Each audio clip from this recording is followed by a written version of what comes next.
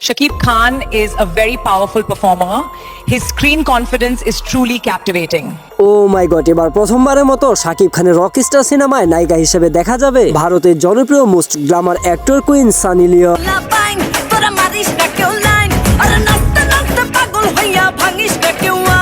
সম্প্রতি এক সাক্ষাৎকারের মাধ্যমে সানি লিওন জানিয়েছেন যে বাংলাদেশের মধ্যে যদি কোনো সুপারস্টার থাকে তার নাম হচ্ছে শাকিব খান, আর তার সাথে যদি আমার প্রথম কোনো সিনেমাতে ক্যামিও হয় তাহলে যে সেটা দারুণ কিছু হবে তা আর বলার অপেক্ষা রাখে না। তো দর্শক, তোমরা কমেন্ট করে জানাবা যে শাকিব খান এবং সানি লিওন যদি একসাথে মিলে সিনেমা বানায় সেই সিনেমাটি কতটা দর্শক মহলে সাড়া ফেলবে সেটাই তোমরা কমেন্ট করে জানাবা।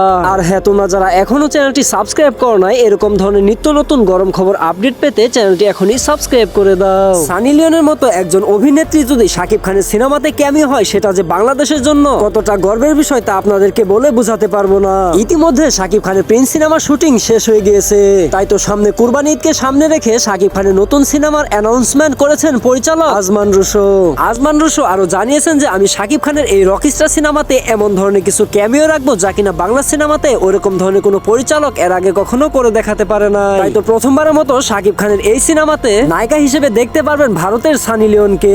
সানি লিওন দেখতে যতটা সুন্দর তার অভিনয় দিয়ে তিনি দর্শকদের মনে জায়গা করে নিয়েছেন। তিনি যে বাংলাদেশে এইবার প্রথমবারের মতো আসতেছেন তা নয়, এর আগেও তিনি বাংলাদেশে এসে বাংলা গানে তিনি অভিনয় করেছেন, আর সেখান থেকে পরিচালক আজমান রুশোর চোখে পড়েন সানি লিওনকে। তাই তো তিনি কুরবানি ঈদকে সামনে রেখে শাকিব খানের জন্য নতুন সিনেমা বানাতে যাচ্ছেন, আর সেই সিনেমাটার নাম হচ্ছে রকস্টার। তো দর্শক, এই ছিল সর্বশেষ আপডেট। পরিশেষে তোমাদের কাছে একটাই রিকোয়েস্ট, তোমরা যারা এতক্ষণ ধরে এই ভিডিওটি দেখেছো কিন্তু চ্যানেলটি এখনো সাবস্ক্রাইব করো নাই, দয়া করে চ্যানেলটি এখনই সাবস্ক্রাইব করে দাও। আর সে পর্যন্ত সকলে ভালো থাকো, সুস্থ থাকো, দেখা হবে পরবর্তী কোনো নতুন ভিডিওতে।